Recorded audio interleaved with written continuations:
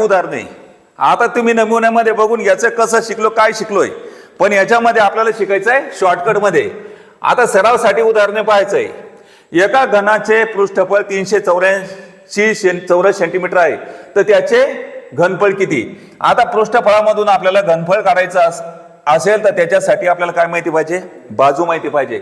सगळं घनाचे पृष्ठफळ म्हणजेच काय, बाजूचा वर्ग गुणिला 6. आता इकडे गुणिला 6 आहे तर काय होईल, भागिले 6. मग आता 6 1 6 6 6 36 राहिले 2 6 चौक 24. आता हे कोणाचे तरी वर्ग आहे. बाजूच्या वर्गमुळाचं वर्गमूळ किती, बाजू, आणि 64चं वर्गमूळ किती, 8. आता या ठिकाणी काय करायचं, आपल्याला घनाचे घनफळ काढायचं आहे. मग आता सांगा या ठिकाणी घनाचे घनफळ म्हणजेच काय, बॉम्बला बाजूचा घन, आणि बाजूचा घन म्हणजे काय, 8चा घन, आणि 8चा घन म्हणलं तर किती होईल सांगा, 512. कशामध्ये मोजतात सांगा, घन सेंटीमीटर मध्ये मोजतात. तर अशा पद्धतीने आपल्याला शॉर्टकट शिकणं महत्वाचं आहे. पर्याय क्रमांक किती, 1. गणित समजलं. पुढचं गणित पहा. एका घनाचे पृष्ठफळ 726 चौरस सेंटीमीटर आहे, तर त्याचे घनफळ किती. तर मग आता सांगा पृष्ठफळामधून आपल्याला घनफळ काढायचंय. तर या ठिकाणी सोपं आहे. काय माहिती पाहिजे आपल्याला, बाजू माहिती पाहिजे. काय माहिती पाहिजे, बाजू. मग सांगा घनाचे पृष्ठफळ म्हणजेच काय, बाजूचा वर्ग गुणिला 6. तर मग आता इथं गुणिला 6 इथं काय होईल, भागिले 6. 6 1 6 6 1 6 1 राहिला, 6 2 12 6 1 6. आता हे कोणाचे तरी वर्ग, यांना वर्गमूळामध्ये टाका. बाजूच्या वर्गमूळाचं वर्गमूळ किती, बाजू, आणि 121चं वर्गमूळ किती, 11. आता इथं घनफळ काढायचं आहे. सांगा घनाचे घनफळ म्हणजेच काय सांगा, बाजूचा घन. मग आता बाजूचा घन म्हणजेच काय, 11चा घन, आणि 11चा घन किती होईल सांगा, 1331. काय, घन सेंटीमीटर. समजलं का. आता त्याच्यानंतर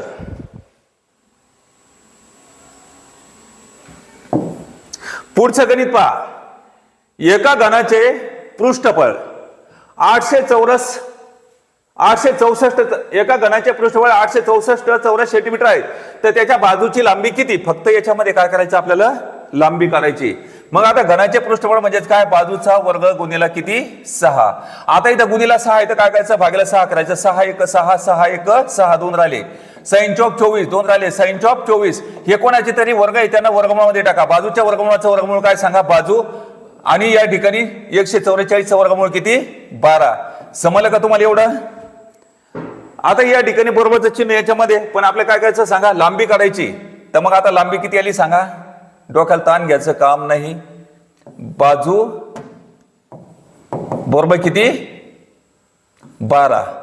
तर या ठिकाणी 12 सेंटीमीटर एक आली लांबी आलेली. समजलं का.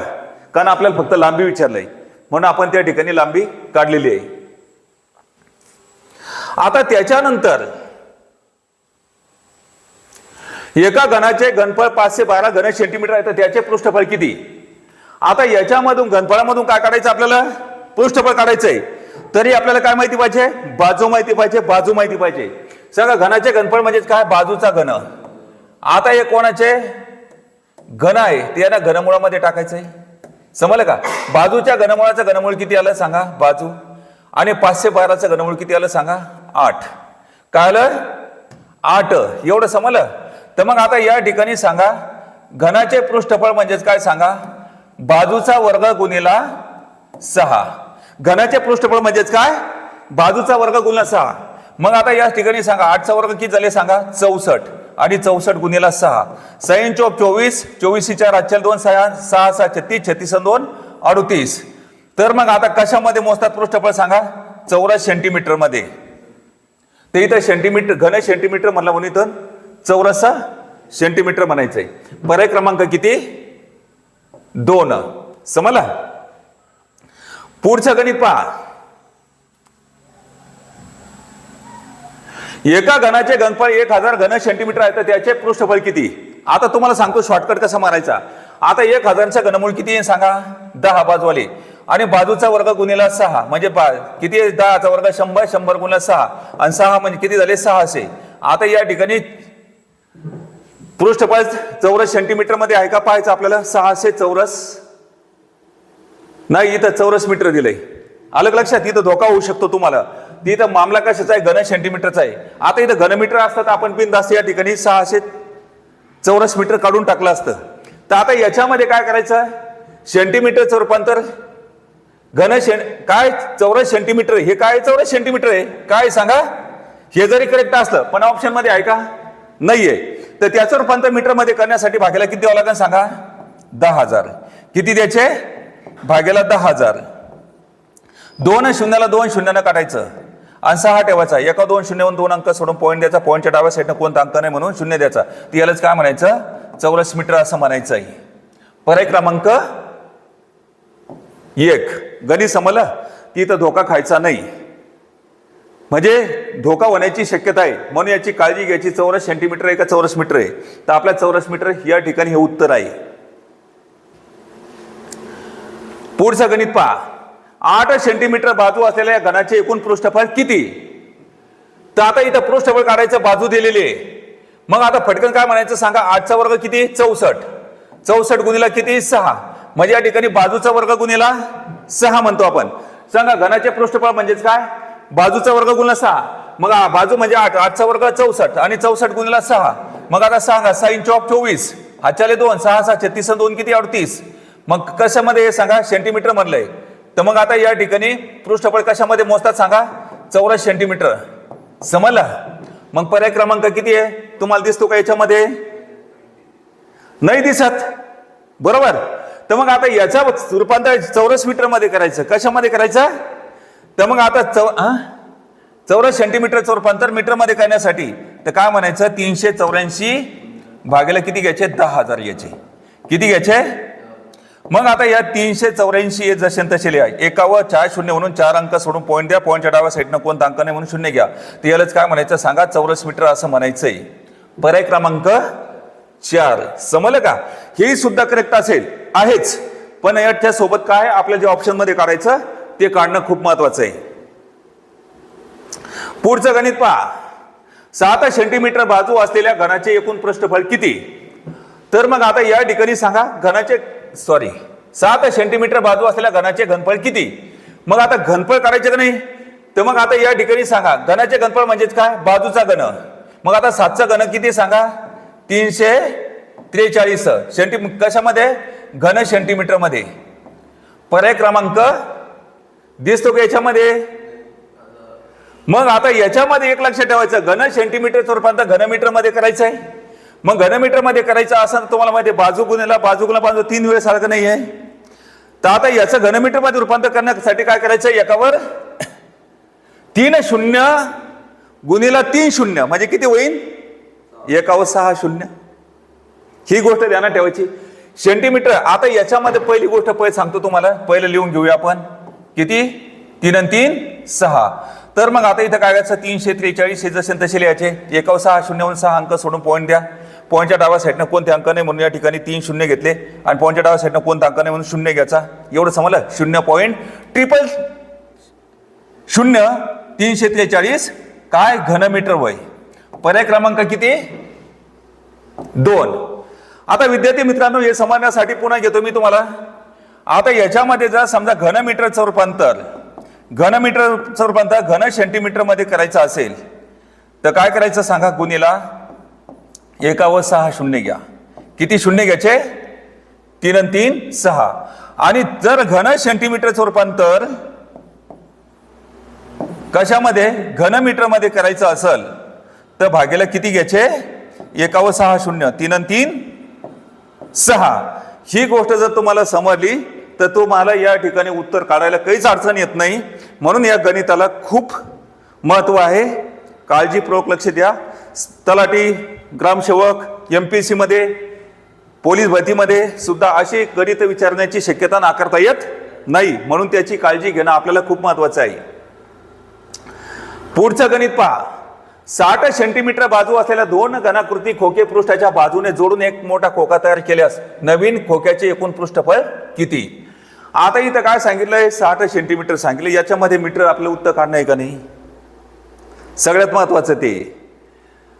तर मग आता मीटर म्हणलं तर त्यानंतर आपण भाग्याला तितके देऊन टाकू, डोक्याला ताण घेऊ नका. आता इथं सांगा घनाचे पृष्ठफळ म्हणजेच काय. बाजू गुणिला बाजूचा वर्ग गुणिला 6 हे माहिती आपल्याला. पण इथं काय करायचं आहे, दोन खोके जोडायचेत. म्हणजे या ठिकाणी 2 गुणिला बाजू किती आली सांगा, 60 सेंटीमीटर आहे. किती आहे. मग आता याचं रूपांतर आपल्याला काय करायचं, या ठिकाणी 60चा वर्ग. मग 60चा वर्ग सांगा, 0चा वर्ग 2 0, 6चा वर्ग 36 आणि गुणिला किती करायचे, 5 करायचे. समजला. हे सगळं सोपं.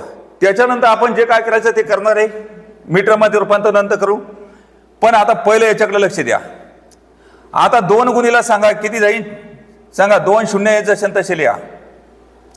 5 सक 30 0 हा चले 3, 5 त्रिक 15 आणि 15 3 किती 18 आणि 18 दोन्ही किती होईल सांगा 36. तर 36 वर किती 0 3 0. तर मग आता याच्यामध्ये काय करायचं आपल्याला, समजलं नाही एवढं. तर आता याचं रूपांतर कशामध्ये करायचं आहे, चौरस मीटर मध्ये. म्हणजे भागाला एकावर किती शून्य द्यायचे आहे, 6 0. 3 0ला 3 0 काटायचं. तर मग आता याच्यामध्ये 36 जसे तसे लिहा. एकावर 3 0 म्हणून 3 अंक सोडून पॉईंट द्या. पॉईंटच्या डाव्या साईडने कोणता अंक नाही, 0 घ्या.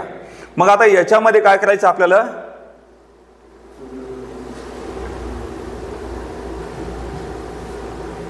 कस काय चुकन, बाजूचा वर्ग घेतलाय बरोबर.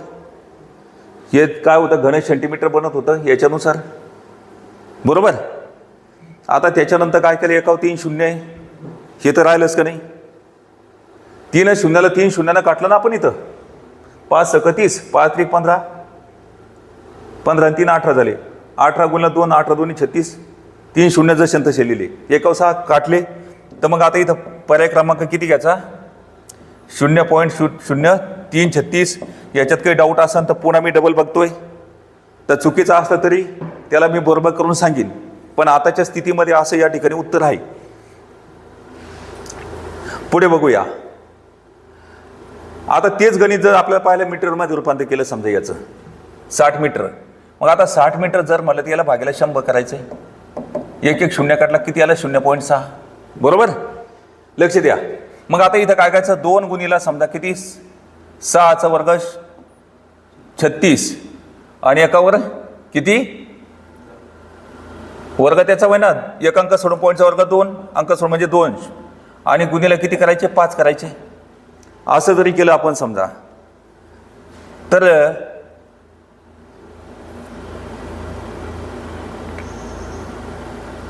थोडं हे अवघड जाईल आहे का नाही. मीटर डायरेक्ट केलं तर 5 1 5, 5 20 100, बे 1 बे थांबा, बे 1 बे 1 0 राहिला. कुठं तर चुकीचा असं दुरुस्त करून घेऊ द्या. आता इथं किती आहे 36. 36 आपण किती 10 आहे बरोबर. तर म्हणजे किती 3.6 हे येईल. सॉरी यानुसार काय आलं माहिती का, हे आलं. याचं रूपांतर मीटरमध्ये करूया आणि बरोबर या पद्धतीनं सोडून घेऊया. आता पुन्हा डबल घेतो वाटल्यास. हा लक्ष द्या. आता याचं रूपांतर केलं 0.6. तर आता सांगा घनाचे पृष्ठफळ म्हणजेच काय सांगा, बाजूचा वर्ग गुणिला 6. आता 2 पृष्ठ असल्यामुळे या ठिकाणी काय व्हायचं 2 गुणिला. आता याचं रूपांतर सांगा 0.6 म्हणजे काय 6चा वर्ग 36. एक अंक सोडून पॉईंट म्हणजे काय 2 अंक सोडून पॉईंट म्हणजे काय छेदस्थानी 100 याचे आणि गुणिला 6च्या ऐवजी किती घ्यायचे 5 घ्यायचे. समजलं. मग आता इथं सांगा, थोडं चुकलं वाटतंय आपलं, तेच येणार आहे. 5 1 5, 5 2 10 बघूया. समजलं. आणि बे 1 बे बे 10 20, 36 1 36, एक अंक सोडून पॉईंट हेच करेक्ट आहे. चौरस मीटर म्हणजे पर्याय क्रमांक किती 4. समजलं. हा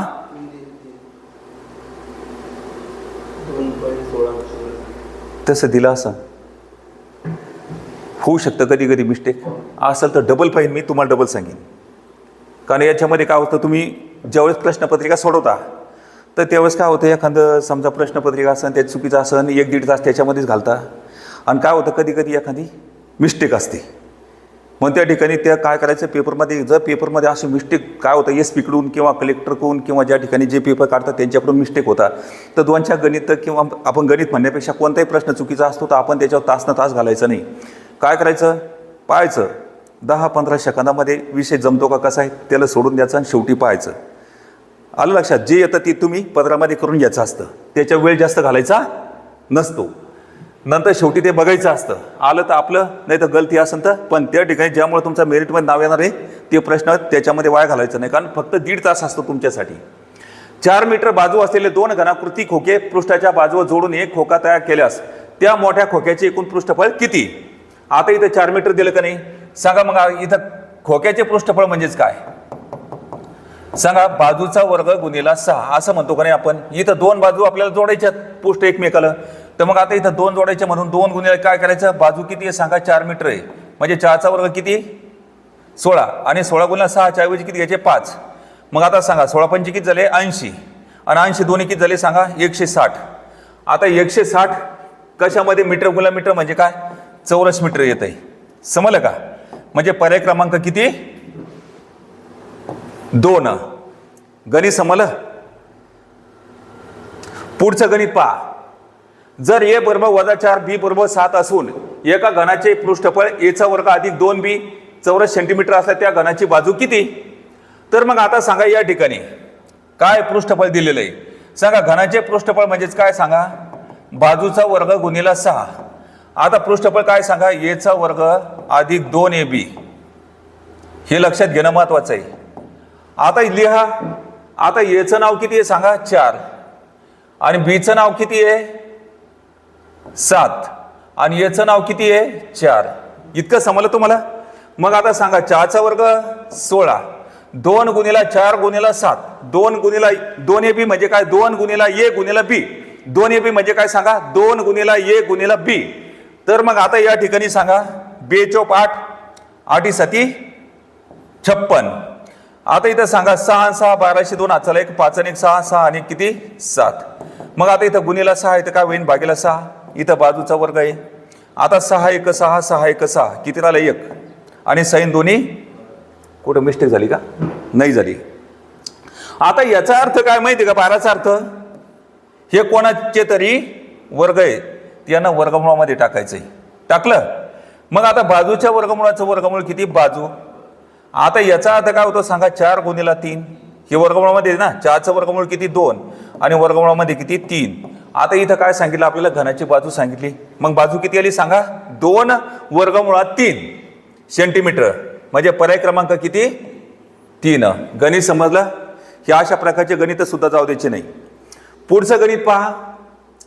2 घनाच्या घनफळाचे गुणोत्तर 8 27 असल्यास त्यांच्या पृष्ठफळाचे गुणोत्तर किती? मग आता याच्यामध्ये काय म्हणायचं, घनफळाच्या गुणोत्तरास पृष्ठफळाचे गुणोत्तर. काय म्हणायचं, घनफळाच्या गुणोत्तरास पृष्ठफळाचे गुणोत्तर. अशा पद्धतीने लिहायचं.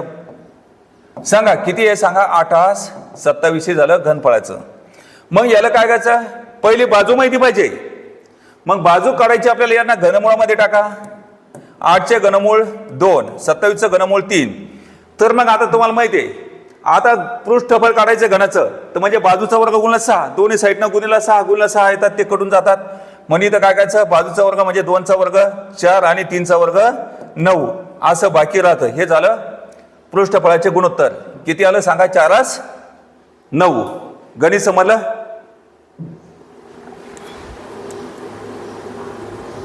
दोन घनाच्या पृष्ठाचे गुणोत्तर 9 16 असल्यास त्यांच्या घनफळाचे गुणोत्तर किती? तर मग आता या ठिकाणी पृष्ठफळामधून काय करायचं आपल्याला, घनफळाचे गुणोत्तर काढायचे. म्हणून या ठिकाणी काय म्हणायचं, पृष्ठफळाच्या गुणोत्तरास घनफळाचे गुणोत्तर. काय म्हणायचं, पृष्ठफळाच्या गुणोत्तरास घनफळाचे गुणोत्तर. मग आता सांगा या ठिकाणी पृष्ठफळाचे गुणोत्तर किती आहे सांगा, 9 16 आहे. हे वर्गाच्या स्वरूपात आहे करेक्ट, कारण इकडे गुणिला 6 कटून गेलेले असा त्याचा अर्थ होतो. तर मग आता याचं सांगा, यांना वर्गमूळामध्ये टाकायचं, यांची बाजू काढणं आहे. 9चा वर्गमूळ 3 आणि 16चा वर्गमूळ 4. तर आता याचं घनफळाचे काढायचं आपल्याला. घनफळाचे काढायचे म्हणून काय, 3चा घन आणि 4चा घन. 3चा घन 27, 4चा घन 64. म्हणजे याचं उत्तर किती आलं सांगा, 27 64. म्हणजे पर्याय क्रमांक 2. तर असे गणित गुणोत्तर प्रमाणमध्ये सुद्धा विचारलेले आणि महत्व मापन मध्ये सुद्धा विचारलेले जातात. ही गोष्ट लक्षात घ्यायची. पुढे बघा, 2 घनाच्या बाजूचे गुणोत्तर 2:3 असल्यास त्यांच्या घनफळाचे गुणोत्तर किती. शेवटचे आता फक्त 3 गणित राहिलेले, थोडा दम धरायचा आहे. तर विद्यार्थी मित्रांनो, विशेष तुम्हाला माहिती सांगायची आहे. गणित आणि बुद्धिमापनचं टेन्शन नाही, आपल्या भाषेमध्ये शिकवले जाते.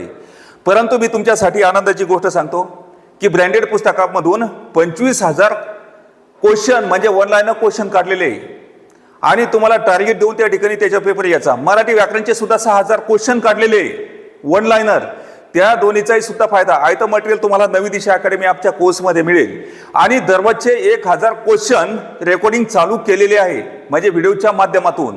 तुम्हाला काय होईल त्याचा फायदा एक असेल, कमीत कमी एका तासामध्ये 550 ते 600 प्रश्न नॉर्मल स्पीडमध्ये तुमचे होतात, नॉर्मल स्पीडमध्ये.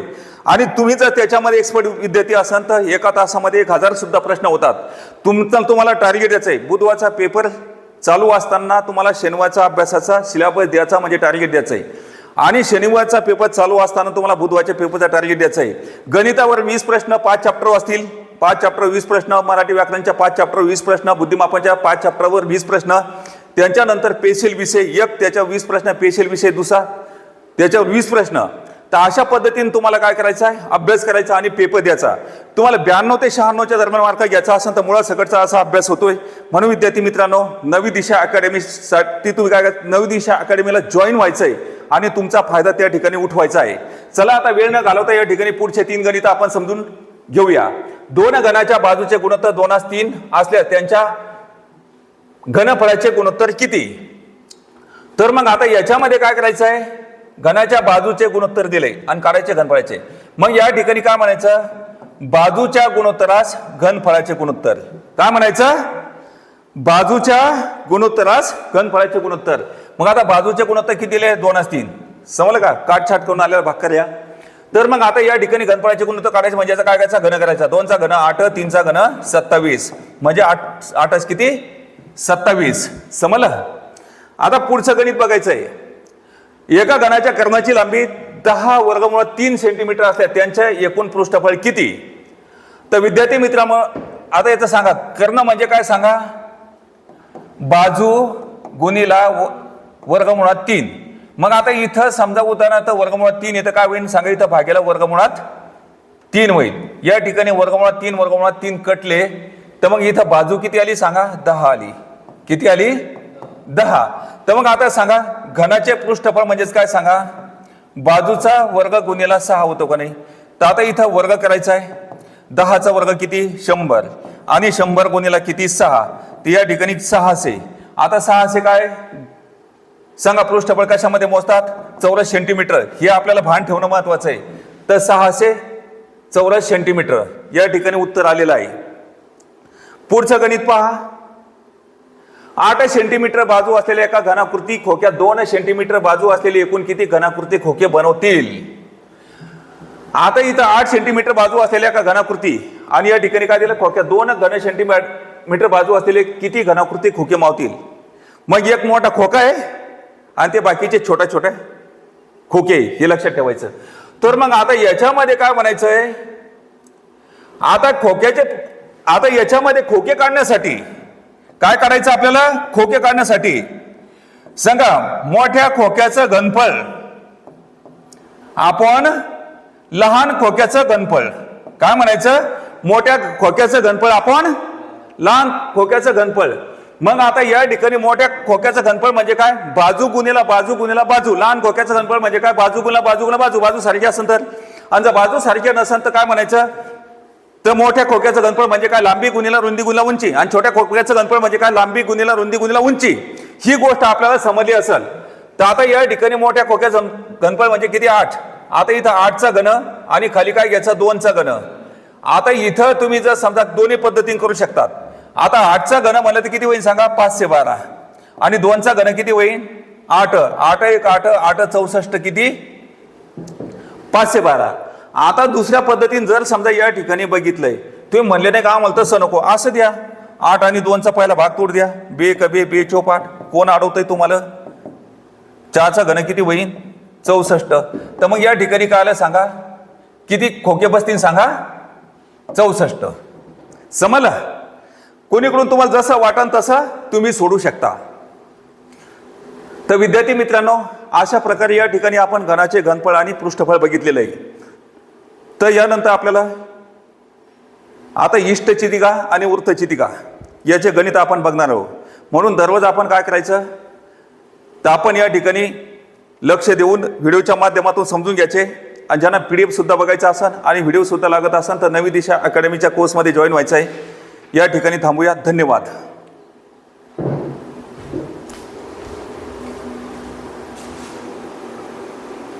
जमलं का रे बाबा? बरं मला सांग, तरी सोप्या पद्धतीने शिकवलं जातं का?